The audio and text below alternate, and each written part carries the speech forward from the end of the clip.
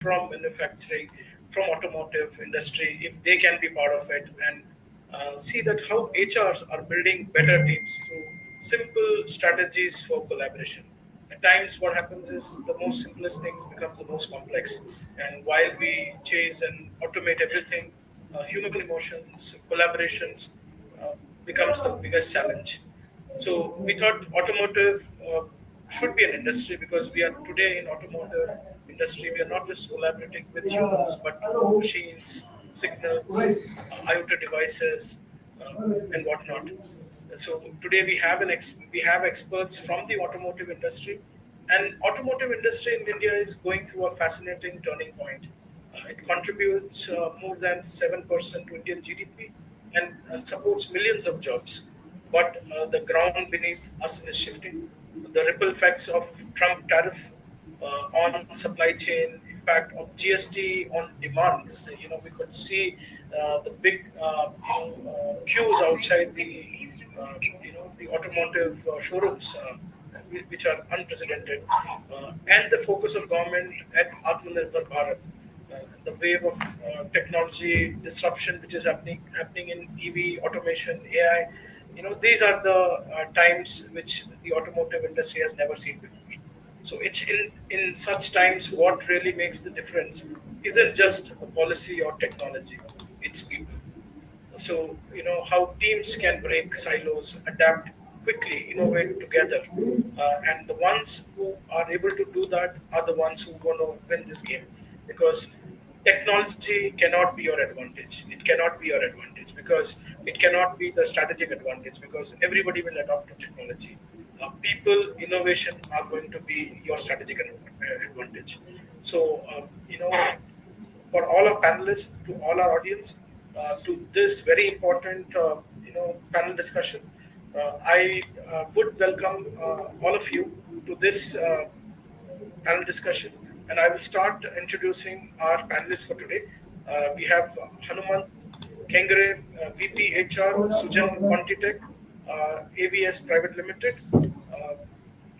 Hanuman, you there? Yep. So Yeah, hello, hello everyone. yeah, one question I have for you, that let's go and look at collaboration outside the realm of your work. Outside of your work, what one Yeah, collaboration in your personal life with your family, friends, or community that taught you something important about working together? yeah.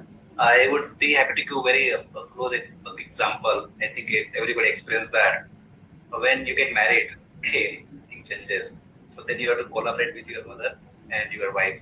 Okay, that's the first thing which I'm coming to my mind. So that's the first collaboration which I learned that there are a different mindset, a different generation, and you have to find a balance between two. So not collaboration is not one person is right. Maybe both are right, but still we have to balance between them and bring them to a consensus for a common objective. So that is one thing which comes in my mind. And also, the one more example I would like to give from cricket, wherein sometimes it may happen if a person who is playing as a captain, who is good, he may choose to change his position for batting and allow other people to lead the role based on the competence of each other. So sometimes collaboration is also stepping back and allowing other person to go forward and work as a team to finally win the game. So that's what some example which I can recollect from my personal life outside the work when collaboration is required. Also important is having clarity of the roles and responsibility while collaborating. If everybody is doing and thinking in same way, then probably it will end up having more conflict than collaborating. If there is a clarity of the role and responsibility while collaborating, who is going to do what, and complementing situation is there, then we can collaborate more better way. Yeah. Thank you, Hanuman. I think it's a great example of the Indian marriage and Indian family, the joint family that we live in.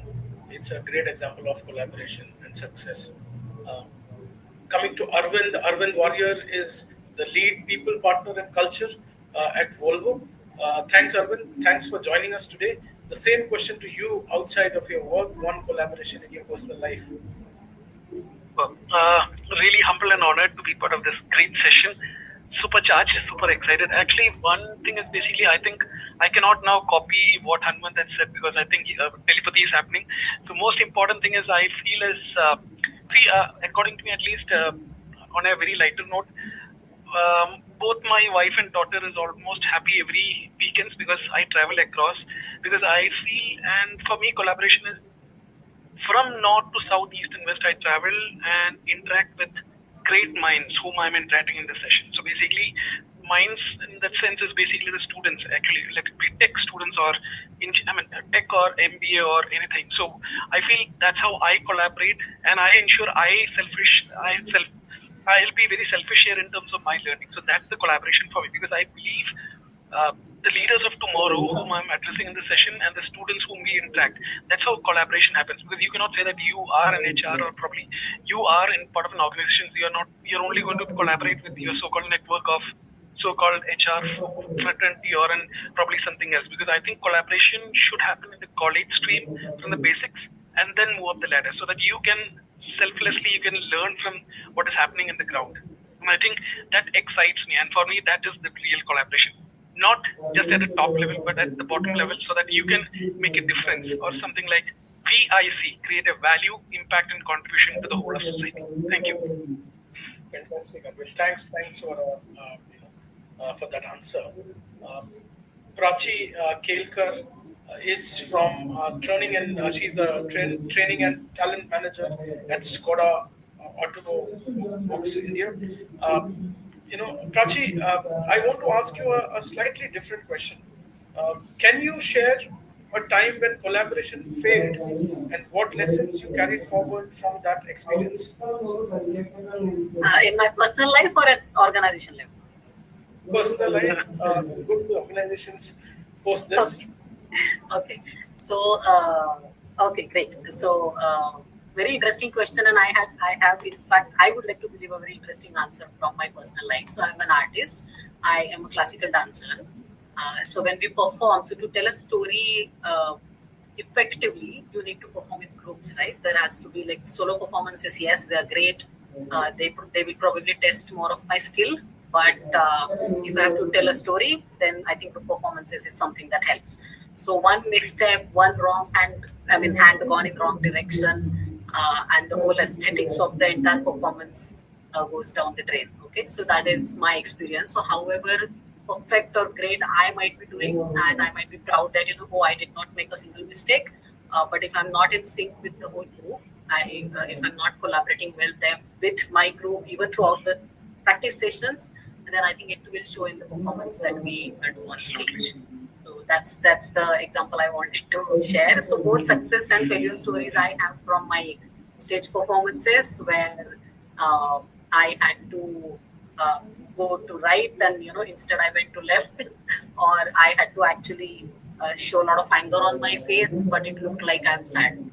Okay, so so the person who has to respond to me to my those expressions, of course, has to then manage, right, because I did something wrong. The biggest learning for me key there is one is understanding why we are doing this, right? So one is my own happiness. Because the example that I shared is personal. So one is my own happiness. I dance because I love it. But then the rasa that we call in India, so that this whole the rasa that's get generated in the audience's mind, that's the larger purpose, right? That's why we perform.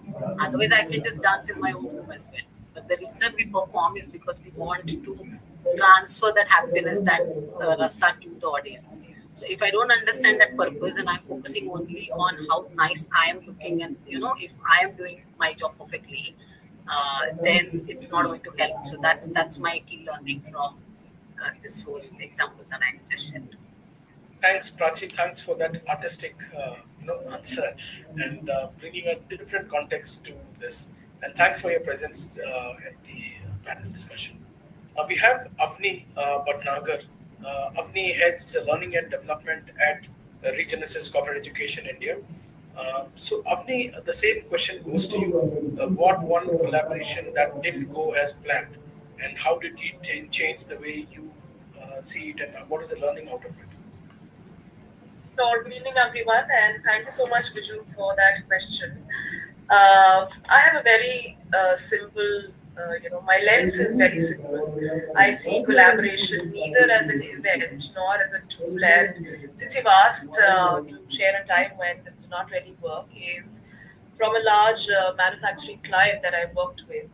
The organization wanted to implement a new HR technology platform across their plants, and on paper, it seemed very straightforward. IT owned the platform, and HR was driving the process, and plant operations had to ensure adopting it. But to put it very simply together, what actually happened was very, very different. Each function was so focused on protecting its own KRAs that they did not share updates openly. They were not open to each other, they were not really collaborating. HR wanted to drive this at a very, very fast speed. IT, of course, was worried about compliance and getting this technology platform going. And operations kept highlighting any downtime challenges, etc. And instead of coming together as an organization, they were working in silos, and the rollout missed critical milestones. And what I saw from this is that collaboration is a process that must be intentionally designed, because what we see here in this example of the manufacturing client is that teams often assume collaboration will happen naturally.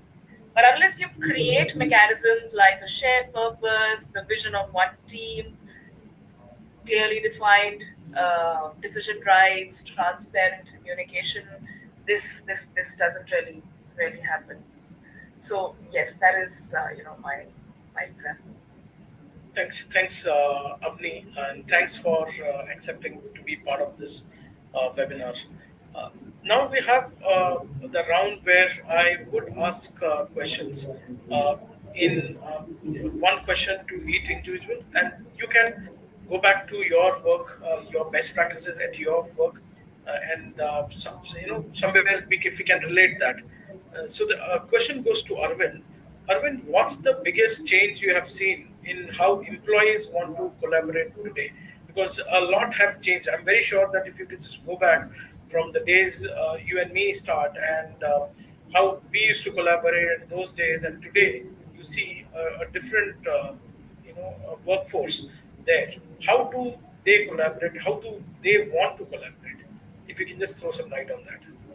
Sure. I think I'll look into the most important thing, because now you're looking at a workforce. Workforce earlier it was only like baby boomers and all those things. Now we work with the millennials, alphas, and whatever you call it. So if you happen to see from three angles actually, basically the work culture, and the work environment, few things you can will be a common denominator. First is basically all of them are looking in terms of the new changes called the working from anywhere. You say hybrid, of course, yes, some organizations would ask them to come back. So there is a total change in the so-called remote work,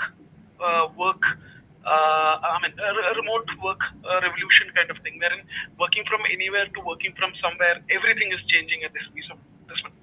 And now, earlier it was like technology was only one part of the whole life. Let's assume you work at office and then go back. Now it's technology is everywhere, including your mobile phones to whatnot. So the collaboration tools from the video conferences and the platforms what we use, that is literally revolutionizing the way we are going to interact with anyone and everyone at any sphere. That's the most important thing. And I think Avni had brought this very important thing. Earlier it was just one of the things in your life. Now it's going to be changing the mindset and the so-called skill set also, and that's very important. Next, if you look at holistically, if you look at, there's a huge shift in the cultural aspect also. The generation Z to whatever you call it, they're going to be culturally adapting to the sphere of technology integration, because it is integrated into our own life. The question is, and the most important question here would be, we are flexible, we are agile, we are adaptable, but how many of us are adoptable? The A and O really makes a difference. And last but not the least, work-life balance has moved out now.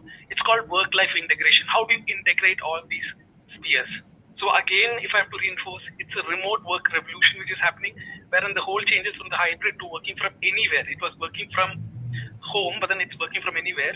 Technological integration or technology integration through platforms and all those things. And most important, cultural adaptation. And last but not the least, work-life integration. So these are things which is really changing the whole sphere of collaboration.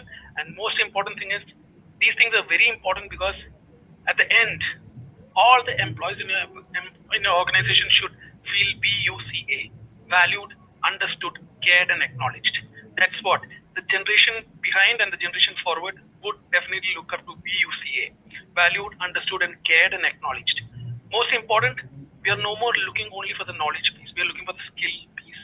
And last but not the least, the so-called what do you say, the health and well-being is not just the physical well-being. You are looking at the holistic, where the person comes with a holistic self, both mind and the body. So that's why the whole collaboration shift is really transforming our lives. That's why you look at the latest tools, what do you have in your phones to what not in your watch. Everything is about collaborating and connecting the dots. That's my 2 cents. Arun, I really like your answer. I don't know whether I've convinced you or I confused you, but then this is what I could connect with. Good answer. I was, just observing how fluently you're talking and how you could connect human integration, generation, adoption, and so it shows that it's part of the culture of Volvo and how you are putting out there with people and how you're understanding the times that we have, which is very very important. So kudos. Because sorry again, once again, sorry to intervene. I'm forced because of your answer. It's at the end we need to understand whatever technology comes. At the end, we are humans, and that is what I always say. Because I want everyone to not see VUC as volatile, uncertain kind of that definition. Everyone needs valued, understood, cared, and acknowledged. Because we are not using AI. We want to understand its augmented intelligence. Let's understand that, because, and I always tell 3 things which when I have to address all the students, I tell them 3 things AI will not steal from you is eyes, imagination, curiosity, and empathy. So we got to really build everything around that. At the end, we bet on people, not big strategies and technology. That is important for the survival, but that's not the only thing. That's my philosophy of life. Thank you. Absolutely brilliant, Arvind. Thanks. Please, whenever you have to make a point, please be very straight because we want you to speak from your heart.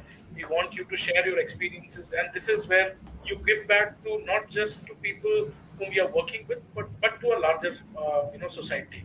So thanks, Arvind. Thanks for doing My that. only worry is whether you and other panelists should not throw me out. So I'll try my best not to speak much. No. We love to hear you, Arvind. Sure. And I'm very sure the others too.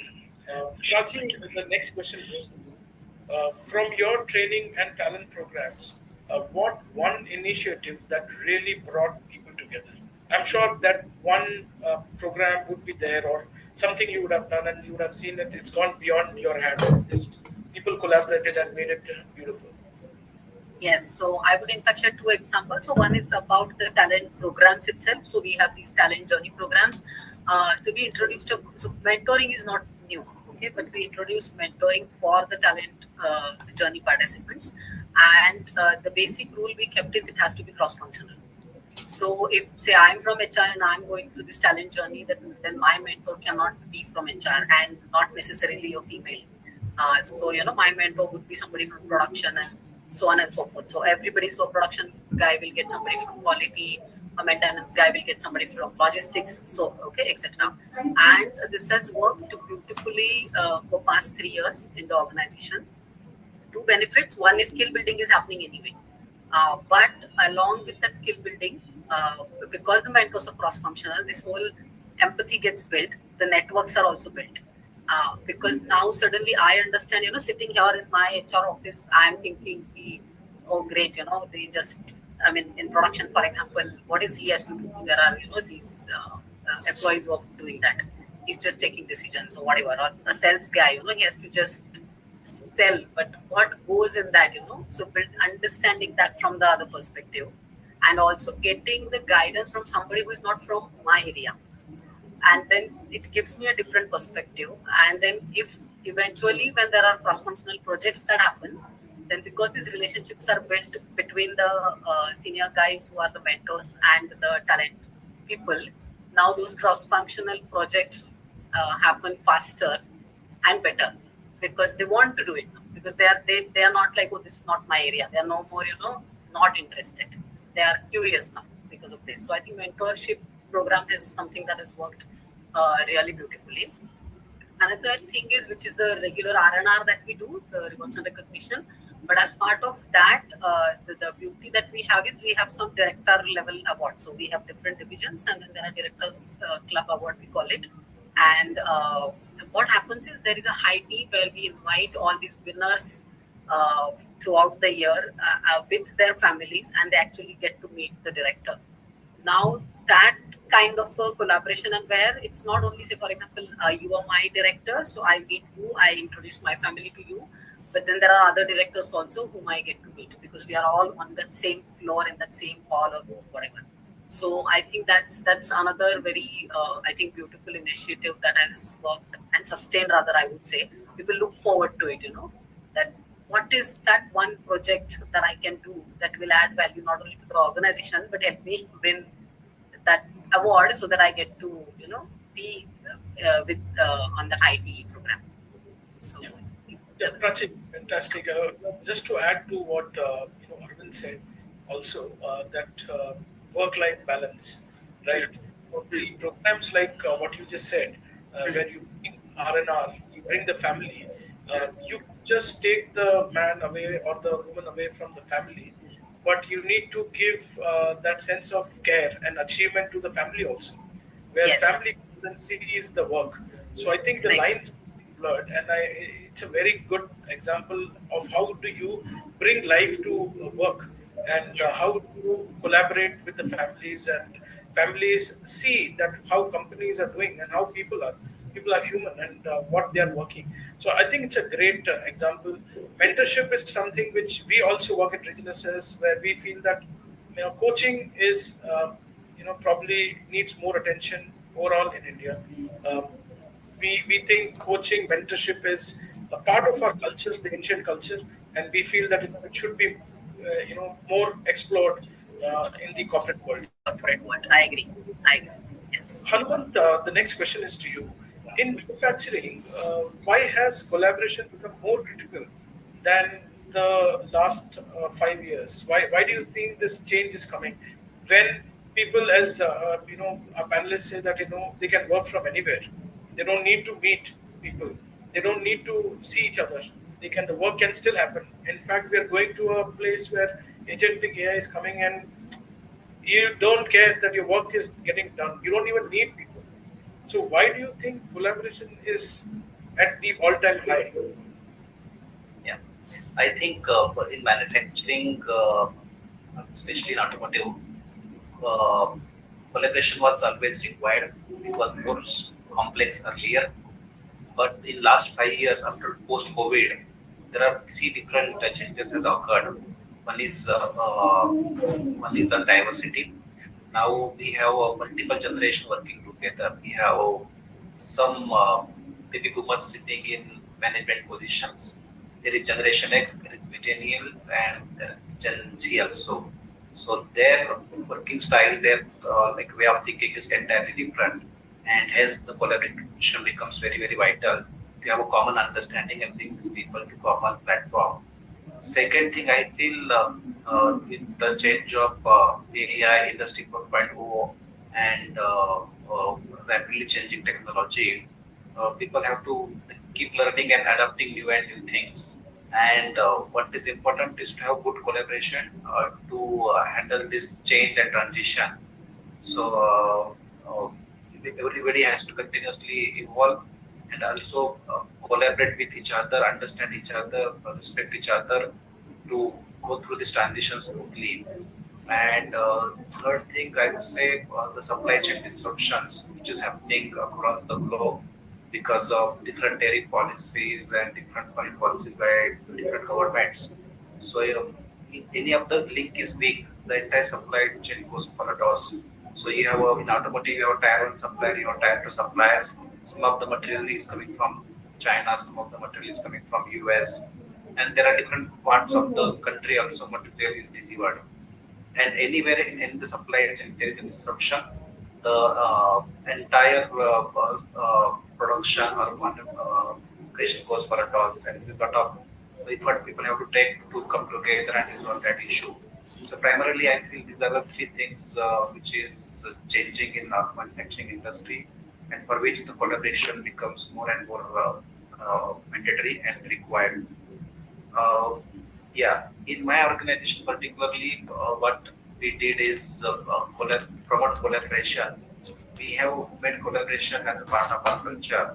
We have integrated this with our competency matrix, wherein inspiring trust and collaboration is one of the competency people has to develop year and year, wherein that is also linked to performance management system. Its one objective is to train people to collaborate, continuously reinforcing this and explaining its importance. And second is also making part of a performance management system wherein they get benefited out of this. So how do we evaluate this? Is of course for individual contractor we use critical incident method where they have collaborated or not collaborated, and people who are in management we use 360-degree feedback. So wherein people rate them on collaboration, and of course that is used for their personal development as well as their annual assessments. So one is of course by promoting the importance of the collaboration by training and awareness, and second by making it part of their promotion, their appraisal, where people have to collaborate. There is no choice if they are not collaborating. So these two things I think has worked wonderfully, wherein it is part of their KPIs, I would say, in the way, because in PMS we have a KRA, which is hard target, and we have a competency as a soft target. Your final rating comes out of combination of these two. So that our approach consistently last 3-4 years has worked for us to bring more and more collaboration amongst people. Also, we realized that to collaborate in real time, what is important to have access to live information and data. So, unless we have facts on the table, the collaborating become very challenging. So, by creating live dashboards or a real-time information flow where discussion happens on the data more than emotions and feeling, where then people find it easy to collaborate. So I think this one thing wherein digitization or visualization of data in real-time basis, and also making collaboration as a part of culture has helped us to a greater extent to succeed in this change last 5 years. Thanks, Anumant. Very interesting answer because two things which you said. One, train people to collaborate, and make it part of performance management. Very interesting because a lot of times we ask people to collaborate. We don't train people. We think a lot of times, these skills are, you have to have EQ. You need to collaborate. You need to do this, you need to do that, because we don't feel that these require training. There are frameworks, there are things which needs to be adopted. There's a skill. We don't come from that skill where collaboration can be taught, or it just felt that that's okay. Having a tea with somebody and having a smoke with somebody is collaboration. So collaboration is something which needs to be developed, and very happy to see that companies like yours are training people to collaborate and putting it in the part of performance management makes it more serious. That where people are forced and people are measured on their collaboration. Just Also, to add to what you said, we keep telling people that if you are holding certain knowledge or skill, it is no more like proprietary now, because AI will replace all IQ part. Whatever information is required, whatever knowledge is required, you just put it in ChatGPT and it will answer you most of the time. So your IQ will be replaced by AI. What is important is to retain your EQ, which is going to help you to succeed.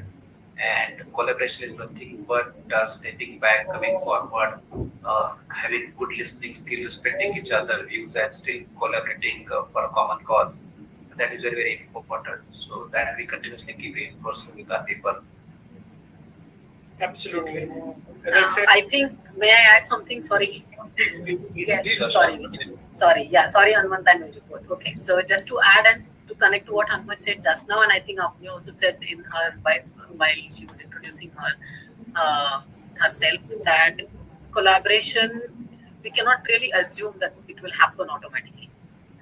Okay, it has to be planned, it has to be designed. So whatever, whether we call it a tool, a technique, or whatever, but it has to be designed in that whole, the way we collaborate. And like you rightly said, no, we have to do it. What is this? We have to do it, right? That's not possible, easier said than done. So very similar to what Hanuman said, even at the team level, forget the cross-functional teams, even within team, if I focus too much only on my KPI, but then I lose the larger aspect of what is my team doing with this, whatever I'm doing, how it is connected and how it is connected to the larger goal of the organization, then it's not going to work. So whether it is at Skoda Volkswagen or my earlier organizations, we always had these, team level common goals for everybody where we have to work together, because then that's part of uh, the basic fabric of the way we look at performance. Yeah. So great. Thanks, Hanuman, for sharing. Thanks, Rachit. Thanks, Marty. Yeah, Arvind. You're muted yourself.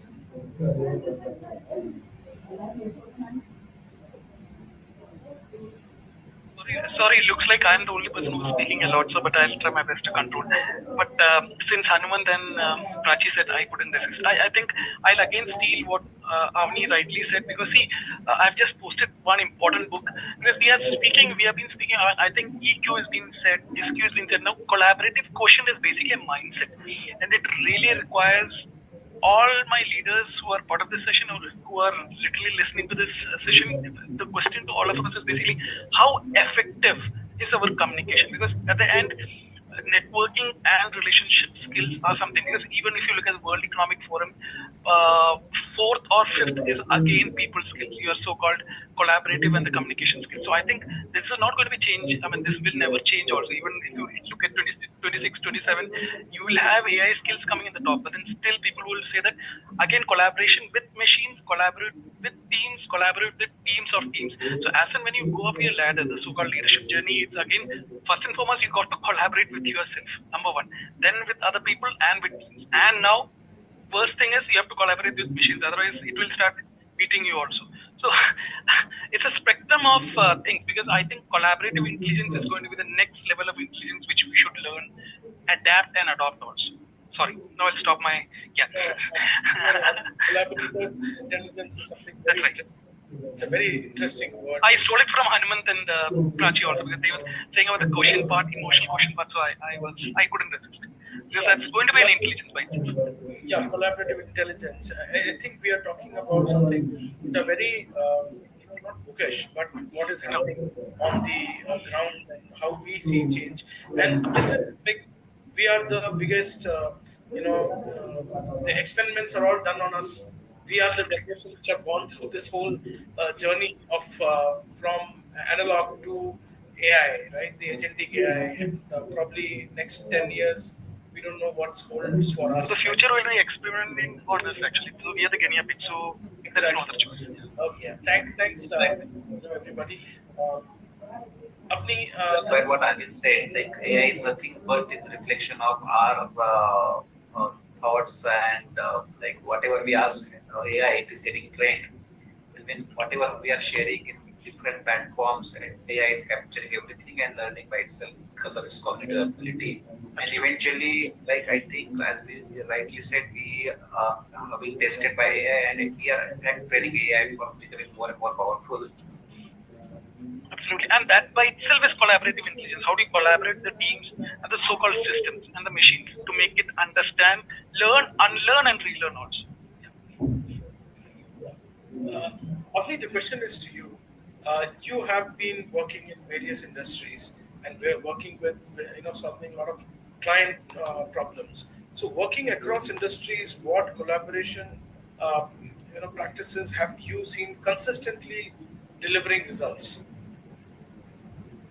Sure. Thank you for the question, Viju. So across industries, if I see whether it's BFSI or telecom or IT, the one practice that I have seen consistently seen deliver results is cross-functional problem-solving sprints. While these are not very common, I'll just very briefly describe them. They're short, time-bound working sessions where diverse teams will come together to crack a real-time problem, a real challenge at the workplace, and use agile sprint principles or use design thinking principles. And why do you think this works? Is because it creates a lot of focus, accountability, and of course psychological safety. Because people bring different perspectives to the table, and the sprint structure forces them to listen, to align, and produce certain tangible outcomes. And having said this, I also want to build on what Arvind very beautifully said earlier, that collaboration succeeds when people feel VUCA, and that is not the VUCA, that we use. It is valued, understood, cared for, and acknowledged. So these sprints create exactly that environment. Every voice is heard, every perspective is respected, and people feel a part of the solution rather than working in silos or rather than feeling sidelined. And also, what Prachi mentioned, Prachi's perspective, collaboration doesn't just happen at the task level. It grows when organizations build a culture of care and connection. So mentoring is what you mentioned, Prachi. It's a very powerful. When senior leaders mentor cross-functional talent, they not only build capability, but they're also bridging that silos, and that is where collaboration starts surfacing. And since you rightly mentioned about R&R, when we extend recognition beyond the individual, beyond the employee, like involving families in R&R programs, employees feel seen as whole, not just as employees. And this sense of belonging directly translates into stronger and a more genuine collaboration. So I think that is what I had to say or share. So, Yeah. yeah, thanks. I really like the word usage. You said every perspective is respected, right? So, something very important and goes back to what Arvind said. It's very important to be feeling to be cared and feeling to be valued. That's a very fundamental nature, and that's where it opens up the gates where people love to collaborate when they feel that their perspective is being respected. So thank you. So yeah, Arvind, please. Can I just echo or steal the words which Avni said? See, collaboration, if you were to really look in what Avni rightly said, she has used a very, very important, three important words. CRO, credibility, respect, and openness. Correct. If you happen to, and maybe to close the loop, it can be again the effective communication also, because you look at effective communication, credibility is established where there is respect, and also where is openness, the so-called equation is set. Actually, that's when you see a collaborative kind of environment or a collaborative kind of team. It's not just workplace is just created, because you say nowadays we don't say just workplace, we say it's a collaborative workplace, you say it's a collaborative teams. Basically, if you don't have trust, respect, openness, and these kind of words are not just because you have to put it there, but actually it gets demonstrated by the so-called leadership, it gets demonstrated by the individuals, it gets demonstrated in the so-called culture also. Now be rest assured, Vijay, I'll not speak. No, I would, if you next time if you don't speak, I'm going to call you and you have to. So thanks. Because my co-leaders are making me think, so I'm thankful for that. Thank you. No, we are enjoying this because this is the most collaborative kind Super. of we wanted, and that's why the formats are different. So I go to on the next format of questions where I would love two people to answer the same question, because you two come from different companies, different perspective, and how do we think about it together and see that how we are. So the first question goes to Hanumant and Prachi. Uh, Automotive manufacturing depends on cross-functional elements. From your experience, what practices have worked best to build collaboration on the shop floor or across functions? Because you both come from manufacturing automobile. Yeah, I would like to start. Uh, with my organization, I would like to give a real life example. We have multi-location plant, and this plant were satellite plants of wherein the reporting structure was matrix reporting. wherein all support function were reporting to corporate office, for example, HR, finance, even the purchase was reporting to central function, and the plant has their own targets. So what is to happen? There was a lot of friction between the people who has dual reporting and people who are directly reporting to plant head there. So what we realized that we were not able to achieve our target because everybody was trying to achieve their own KPI. There was not a common target or a shared target. Then we changed this to only one target for the plant, and all these people were made to report administratively to plant head, and we have given them one common target which can be measured. So suddenly, last 2 years, we see a change. There's a more collaborative approach because their incentives are purely based on the achievement of those parameters, and they realize that if we do not support each other or collaborate with each other, we all are going to make loss. So it worked very well last 2 years where there are shared targets. Similar example I would like to give of similar like same KPI for developing a new business. Earlier it was always a sales department target to bring the business. But in automotive segment, what happens? Bringing RFQ or bringing inquiry is not sufficient. So there is a research and development team who does the design part of it. There is a purchase team who brings the like best cost optimized supplier on the board. There is a process engineering team who set the right processes, and then consolidation of that helps us to win the business. So there also we see everybody taking stands and trying to see how best cost they have already given, what kind of a process they have set, which is the best processes as per their understanding. But at the end, we were losing business.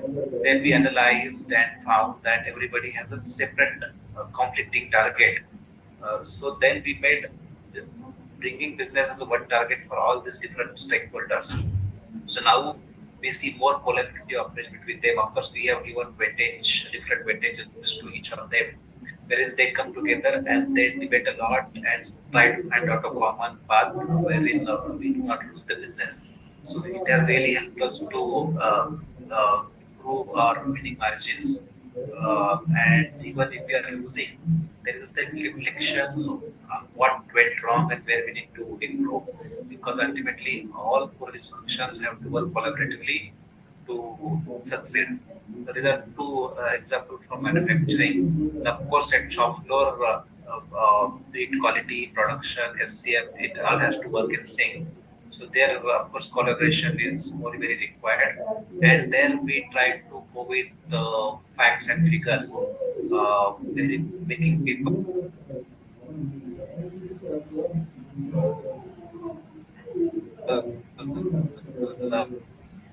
with real-time data so that there is a particular is happening. And as we also like CMT. So there, if there are two or three teams or two or more people coming together and doing something collaboratively, which is helping company, they are rewarded. So we have a team awards for collaboration. So that is also one.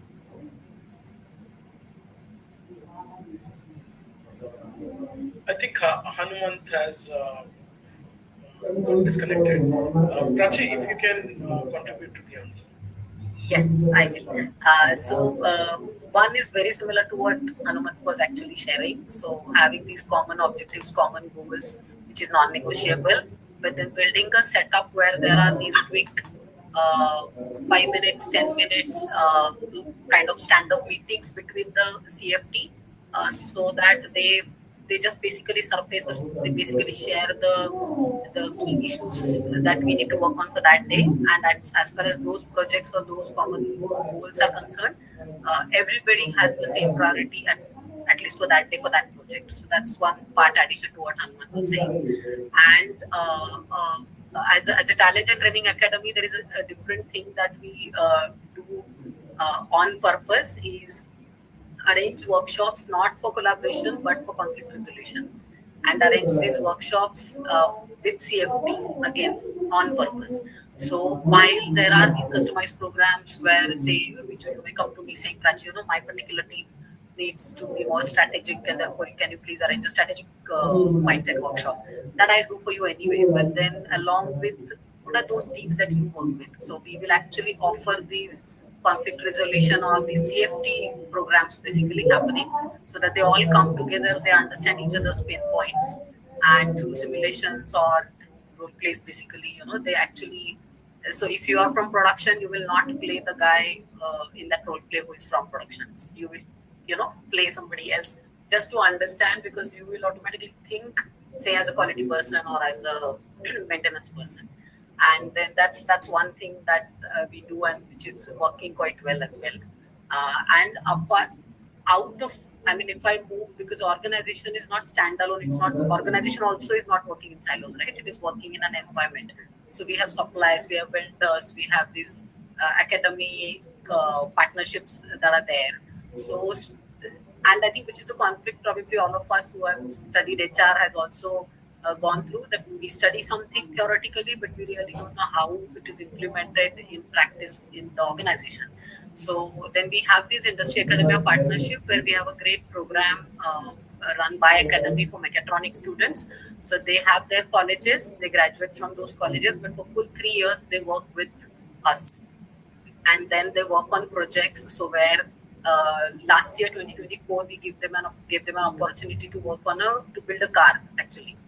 And so whatever they have been learning technically, how do they actually implement, so they went right from the design phase till actually making that car. So that was, I think, a beautiful industry academia collaboration that I would like to share very proudly as an example from Skoda Volkswagen. Similarly, if I talk about my past organization in Philips, a lot of these hospitals and clinics that use our medical devices, they buy it, and then after some time, like that first workshop probably would happen, how to use it, which button to click, all those technicians, and then they forget, and then there are technology upgrades happening, and then they are like, oh, but I'm used to this way of doing it. So then we had these techno knowledge sharing sessions, which Philips did for in 2019, if I remember correctly, continuously across India and Bangladesh, with a lot of these hospitals and clinics where uh, technicians from our side, Philips side, basically went and had these knowledge sharing sessions. And what helped is we also understood their problems. That, oh, you sold it, we had the machine, and now what to do? It is as good as buying a washing machine or a TV, and now it's like after post service, what do we do? So it was like that, a win-win situation and a nice collaboration through knowledge sharing, I would say. So these are the two examples. Interesting. Yeah, Prachi. that also struck me a few more points what Prachi has said. We also to deliberate job rotation for certain roles, when they should see what other people feel. For example, somebody working in quality or production is moved to quality, and quality is moved to production. Then they understand each other pain, and they see like what to be done, what not to be done. That we deliberately do. And one more thing intentionally we do is whenever we are planning outbound team building programs, so we try to design the content and try to see which are the people who are in conflict all the time. So we create a simulation for them, and we like tell the trainer like these two people need to be in one group and they have to fight for a common cause or to win the game. So that kind of a customization in outbound training program we also deliberately do. It appears very naturally for the people when they are going for outbound training, but they come together to do something which will make them win. So that's also helping and then changing the bond and equation between them, and it is done in outside environment in simulation, in a different works structure or environment. So these two things also we are doing for bringing people together and making them to collaborate each other. Thanks, Anumanta. I think very interesting. It's about winning together. It's about understanding others' perspective, right? It's not like you should understand me, I should understand you to collaborate. It's very important for them to understand us in terms of collaboration and understand their situations. Many times we live in a world where we just see the world through our eyes, and we are never able to understand the other's point of view.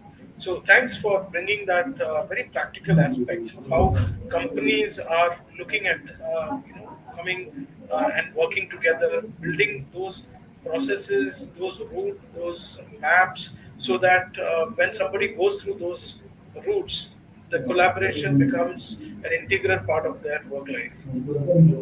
So the next question goes to Arvind, and Arvind, both you've been working in a global organization.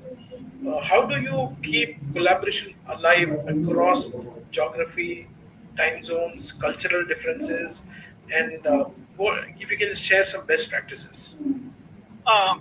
See, I was also just thinking around, which I thought I'll just try my best to steal something from Hanuman and Prachi, which I was able to, but then I'll just share, I'll just consolidate this thought into three C's, okay? If you look at the whole thing, if you look at working across geographies, continents, the important aspects, if you really look at, it boils down to only three C's. First is in terms of your so-called communication and the tools around it. Asynchronous or synchronous kind of things. The so-called meetings, the so-called working on the different time zones and all those things. So that is the communication piece, if you really have to see the tools around it. So basically having a good plan of understanding what is the other side of the country or other side of the world, how they work, understanding that is around the communication tools. And again, going back, another important intelligence would be the cultural intelligence, right? How do you really connect and ensure, really start, respecting and embracing others' culture also? That is very important. That's where you start fostering the trust, transparency, openness, respect. And I think empathy also comes into that whole thing. So first is the communication piece. Second is, for me at least, the culture and the connections you set beyond the boundaries. It's not within this organization, across the organization. Because now, if you happen to see, we're living in a collaborative world. We don't say that we in the competitive world. Of course, you can use different words, but I believe, at least for us, we believe collaborative leadership is the most important thing. And last but not the least, really work on the piece called compassion, empathy in action, because we really need to understand each one of us. Definitely, some people show it, some people don't show it. Everyone is fighting his set of battles. So empathy in action is very important. I think if you set these three things in place, the communication and tools, the culture and the connection piece, and the compassion at workplace. Because again, if you happen to read, there is a lot of books around the compassionate leadership is what we say. No more we use the word called empathy. Empathy in action is very important. And that's when you can say, really embracing the two important things is inclusiveness and belongingness. D, E, I, and B is very important. Otherwise, D and E doesn't have much value. You make someone feel part of the whole thing and make him feel belonging as part of this one. And that's when you say that I am creating or crafting collaborative teams. So three C's makes the great magic as part of your collaborative work. Communication, culture, and compassion. Thank you. Fantastic. Thanks. Very interesting thing. Said, is it a competitive world or It's a collaborative world. Yeah. So I'll give you an example. Very interesting. That Perplexity. Yeah. Perplexity uses Gemini and are eating away the market of search of Google. Yes. And Gemini belongs to Google. So we don't know, like, if you don't collaborate, you don't create complexity, and if you don't create complexity, you don't compete with Google. So we don't know the shapes. The world is. We never thought it would be like, I'm going to use your tool to go and fight a battle against you. So collaborative is to be collaborative is very important to be competitive. So thanks, Arvind. Avni, coming back to you, the last question is to you. You come from various from a traditional manufacturing setup to corporate learning. What one best practices from your world that HR leaders anywhere would love to adopt to strengthen the collaboration? One that best practice. Sure. So, in the learning space, one best practice I've seen, which has transformed collaboration, is peer-to-peer learning communities. Here, I also want to mention a model for learning and development, which is the 70-20-10 model. Because individuals learn best through 70% experiential learning, which is on the job, through peers, through challenging assignments. 20% is social learning, which is feedback and mentoring. and 10% is formal learning. So if I have to go by this 70-10, peer-to-peer learning is, when employees come together, they learn from each other, they share challenges and co-create solutions.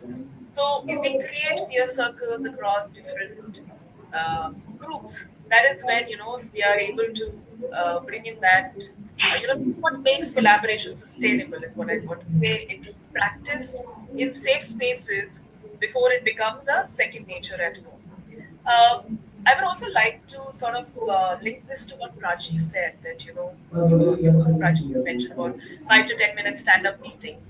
So these kind of quick huddles again ensure that at least for a particular project, everyone has the same priority. It mirrors what we do in peer learning communities. You also spoke about, if you're doing a role play, you are replacing, it's a role replacement through role play. That is also very powerful because it allows people to literally step into each other's shoes and relates to what, you were saying, Arvind, empathy in action. You're stepping into somebody else's shoes. So in learning design, that's what we call perspective switching, and it's one of the fastest ways to build empathy, which is the bedrock of collaboration. Uh, Also, Hanuman, when you mentioned job rotation, I think job rotation is a very brilliant way to do this because when employees rotate across functions, they stop seeing other teams as them or as those people or the other team, and they start seeing the whole business as us. So, when you replicate this through action learning projects where participants, work outside their comfort zone with diverse functions, so that is where it really, really helps. And if I had to bring it all together, Viju and everyone else here, it is not just designing certain programs, it is all about designing a collaborative ecosystem. Thanks. Yeah, Arvind. Again, let me just steal the idea from Avni here.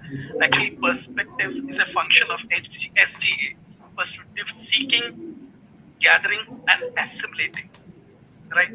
I think that's where collaboration happens. You have different diverse needs. You seek, you gather it, or you mix it and then assimilate it, because then you start seeing things from other perspectives, and then you understand, okay, this is what it is, and that's where the real collaboration happens. And that's when last question for everyone is: I'm agile, I'm again adaptable, I'm flexible, but how many of us are adaptable? And this is one last question everyone should be thinking of. Because adaptability is because someone has told me I'm getting adapted to this. But mindset, skill sets, the three H, heart, hand in hand, head in hand. If it is not in sync, adaptability never works. Yeah. So one last audience question. I would request any of you can answer this. This is what's one collaboration technology or practice you think the automotive sector is not using enough, but should? Irrespective of any kind of industry, the one important thing for collaboration is active listening. So I should practice it. That's why I didn't wanted to preach it also. The active listening is the most important thing. Anywhere you look at any kind of collaboration tool, listening is the foundation, at least my perspective. Yeah, as long Yeah, as yeah, Hanuman. yeah, I agree with Arvind. How we collaborate is by understanding other person's point of view. Now, with the age of mobile and technology, everybody has access to information and everybody has some knowledge in bits and pieces. Even your kids at home, they feel that they know better than you in some areas, and they will still like have an argument with you on different topics. Similarly, employee will have also some information access, some uh, LinkedIn or WhatsApp, and they like to put their views. Suppose you want them to work for a common cause, you need to understand what's going in their mind, and for that, listening is very, very important. Listening, understanding, and then eliminating their views with factual information. So that is very, very important. So if you listen, understand, eliminate different views, then you can come to a consensus and can collaborate more better way. So I think that is one area where automotive industry or any other industry has to practice more and more. Listening can be through any medium. It's just like interaction or through feedback or through different bulk surveys. We have to keep listening and understanding. Uh, if I may add to something, I have a very so yes, while listening is a key skill, but a little different perspective. I think very underrated aspect of self-awareness. Because I think if I have to collaborate, I need to be very, very secure about myself, very, very confident about who I am and what I am and what is it that I can bring to the table. And if somebody has a better idea than me, or then how comfortable I am to accept that and then work with that person for that idea, which is not mine. So I think it's very underrated aspect of building that confidence, being aware of what is it that is troubling me to collaborate in first place. So I think probably that's something that organizations can work on better. Is what I would like to say. Well, I think it's something which is very underrated. What you both said, that one is listening, very important. Second is being very confident about yourself, very self-aware that being collaborative will not compromise you. Collaboration at times people say they are compromising themselves. So thanks a lot. Exactly. It was so fantastic. It was so collaborative. That all of you, Prachi, Apni, Hanuman, Arvind, sharing such authentic and practical insights. At times we tend to repeat ourselves. We give some jargons across, and we read out some portions or quotes. But this was coming from the heart, and it was part of what you all are been doing. So thank you for sharing what you had, and making us all learn from what you have been practicing at your companies, at your workplace. So if there is a message for today, it is collaboration. It's just isn't just a workplace process. It's a life habit. It is used at every juncture of our life, at every point of our workplace. So thank you to the audience who have joined us today. Wishing you all a collaborative, productive evening ahead. Thank you. Thank you, Vijay. Thank you. Thank you. Thank you. Thank you all. Thank you so much, Bittu, and thank you, everybody. Thank you. Thank you. Thank you, everyone. Yeah. Thank you. Bye.